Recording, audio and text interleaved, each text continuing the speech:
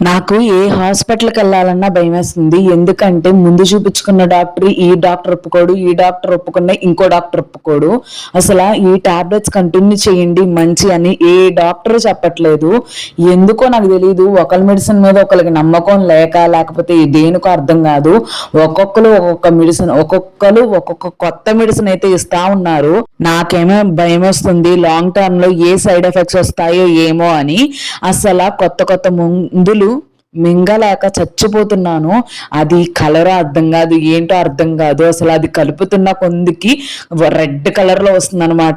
నాకు అది చూస్తుంటే బ్లడ్డే గుర్తుకొస్తుంది. దాంట్లో ఒక రెడ్ సబ్స్టెన్స్ లాగా వస్తుంటే, కానీ బలవంతంగా డాక్టర్ ఇచ్చారని చెప్పి బలవంతంగా తింటున్నాము.